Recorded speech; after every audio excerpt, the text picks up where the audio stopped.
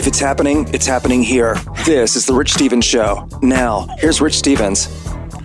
John O'Hurley played one of the most memorable secondary characters on the hit series Seinfeld and won tons of fans with his portrayal of Elaine's boss, J. Peterman. He first signed on to the hit series in the show's sixth season, making a surprise appearance during the sixth season finale in 1995 and growing into a recurring character who was featured in 20 subsequent episodes. Now, after Seinfeld ended, the multi-talented entertainer left his best-known role behind for a remarkably diversified career that has included hosting Family Feud, appearing on Dancing with the Stars, and putting out 2 albums of original piano compositions. He's hosted the nationally televised National Dog Show every year since 2002. He's even written 2 books of dog-inspired life lessons. This is his 13th consecutive year as host of the National Dog Show presented by Purina, NBC's popular holiday special, which airs every year right after the Macy's Thanksgiving Day Parade. And John O'Hurley joins us today here on The Rich Stevens Show. My goodness, you make me sound so busy. How are you? I'm doing fine. How are you? You are a busy guy. You're always doing something. I try to. It's tough to hit a moving target. Well, listen, speaking of moving targets, because obviously the conversation is top of mind right now, what did you think of the Ferguson decision last night? Well, I always respect a grand jury. I respect the system, and that's the system we have, and you have to respect their decision. And from what I saw, that they made a fair and thoughtful decision. Has it been hard in your career to get past the J. Peterman character?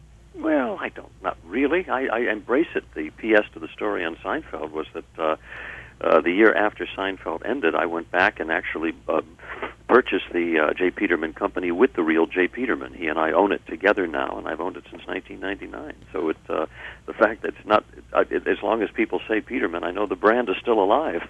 Yeah, that's a good thing, right? That's a very good thing. Listen, do you ever turn in to Peterman? If you go to jpeterman.com, pardon me? I'm sorry, go ahead. Go to jpeterman.com. I said if you go to jpeterman.com, there's the catalog that we parodied on Seinfeld. That's great. Do you ever turn into Peterman?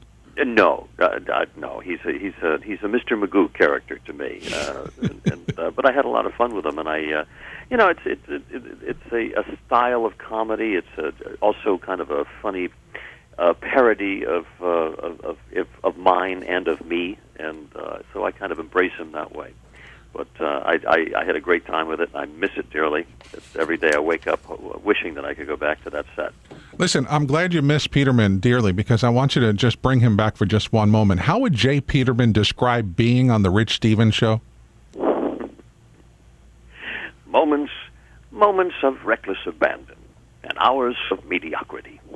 Listen, I understand that you have a special connection to right here where we're broadcasting from in Fort Lauderdale. You want to tell me about that? Yes, I do. I grew up down there, or spent my last few years of high school down there. I was a graduate of Cardinal Gibbons. A lot of people don't know that. Yeah, it was. I was only there for my senior year, and of course my first year in college. We were down there for a couple of years, but I still have my strong ties there. I had, and then I had the Chicago the musical. We toured through the Broward Center there last year, and one of the most enjoyable tour stops that we've had. I'm so happy to see how that area has grown up and matured from when I first lived there. But I still have very close ties with the alumni in the area, and still think quite a bit of Cardinal Gibbons. It was a great year, a great senior year. Great place to spend it. That's great to hear. What was your favorite Seinfeld episode? Oh, I think it was probably the Friars Club episode, when Rob Schneider played my hard of hearing assistant, and I thought he and Elaine were trying to have a little tete-a-tete on office time. I thought that was some of the funniest stuff that we ever did. Do you ever get tired talking? I also like the wedding cake. The wedding cake episode was funny too. That was one of in our last season where George had the record on the Frogger machine. That was a good one as well. The wedding cake had to be my favorite. Do you ever get tired talking about the old Seinfeld show? Oh, not at all. No. I when I say I wake up and miss it dearly, I do. I wish I'd. There's not a day goes by that I wish the phone would ring and they say they've got a new script, come on over to the set and let's get working. I think it'd be great. We're talking to John O'Hurley. Now listen, you've been hosting the National Dog Show, which has become so popular, even more so year after year. And once again, it'll be on NBC right after the Macy's Thanksgiving Day Parade. How did you get involved in hosting the National Dog Show? Well, 13 years ago, the head of NBC Sports took home Best in Show, that wonderful Christopher Guest parody of what dog shows are, and he looked at it for the weekend and came in Monday morning and said, "I know what we're going to do after the Macy's Thanksgiving Day Parade. We're going to do a dog show." And they almost laughed him out of the office. But lo and behold, in 24 hours, he had put together a contract with the Kennel Club of Philadelphia to brand the National Dog Show. Purina came on board Tuesday morning. He made a phone call out to me. I answered the phone in L.A., and he said, "Woof, woof," and that was how it all started. And, I've never looked back. That was 13 years ago, and now we have we had 19 million people watch the show that year, and now we have last year we grew to 22 million, plus another 3 million to watch the Saturday night version of it now. So we have a large audience, and it's been a wonderful. It's wonderful to watch the progress and the maturity of the show. What do you think it is about the National Dog Show that draws in so many millions of people? Well, I think there's something for everybody. I think it's a brilliant piece of programming. It's a great family show on the great family day of the year. There's whether you're 2 or you're 92 years old. Everybody loves their family dog, and it's a day to be thankful. And there's something there that everybody can watch. You don't have to wrestle for the remote. If you just happen to be channel surfing and you pass the show and you see a dog's face up there, in full close up, you have a tendency to want to stop and watch it. There's just something very magnetic about a dog. And it's really become part of everyone's Thanksgiving tradition. You watch the parade and then you watch the dog show. Isn't it fun? Yeah, and it's nice to be part of that. There's so much questionable stuff on television. It's nice to be attached to a brand that you have nothing but smiles and great things to say about. When you're with these so-called actors and the dogs, let's face it, the dogs are acting. Have you had any embarrassing moments on the show, or have you witnessed any embarrassing moments for any of the dogs? We have. One year, the Great Dane walked by the NBC booth where David and I were sitting during the Best in Show, and looked at us, stopped, squatted, and left us a little comment on our performance. I think right in front of us there, and not a little one, by the way, either, because it's Great Dane, and it showed us one of the reasons you don't want to have that is on your daily walk. So that would be probably the most memorable moment, and you never know. Now, you've worked with these animals for 13 years. Yeah, that was about the most egregious, I think. But no, the funny thing is that that's the enjoyable part of the show is that you have 2,000 dogs, and every one of them are just dogs being dogs. These are some of the best specimens of their breeds. They're the number one dogs in the world, and they're all competing for, a Best in Show at the end of the day. But at the end of the day, they are just the dogs that they are, and they love being the dogs that they are, and that's why we love them. We're talking to John O'Hurley, the host of the National Dog Show presented by Purina. It's on right after the Thanksgiving Day Parade on NBC, but you probably already knew that. Do you get to meet these dogs before you do the live broadcast? Oh yes. In fact, the best part of the day for me, we don't really start until noon.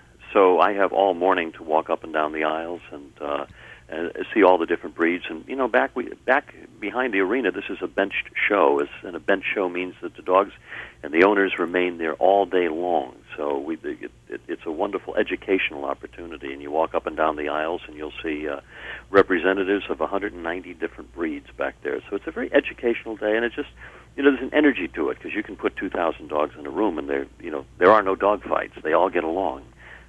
You can't put 2,000 people in the room and expect that. But the dogs, they're very well behaved, and they're excited to be there. And because the dogs are there, their energy communicates to the people that are around them.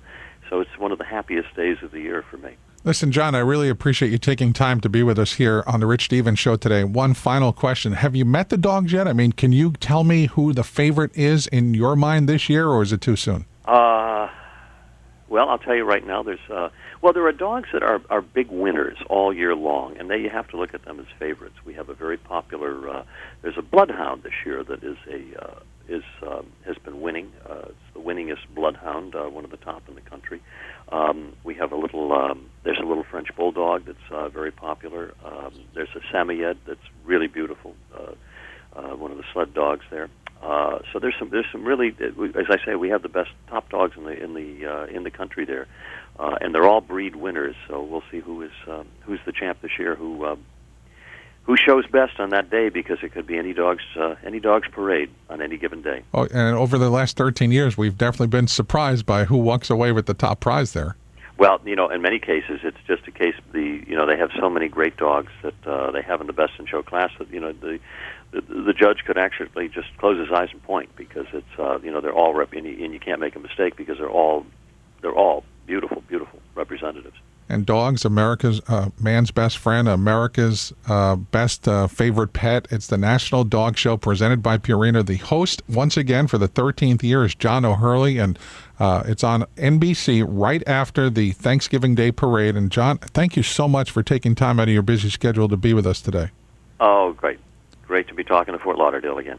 And we'll talk to you soon. Thanks again. Thank you, sir. Have a great day. That's Jay Peterman. Nice guy. Really nice guy. We got to grab that part where he did the little promo for the show. Yeah, it was pretty funny. I thought that was, that's really good.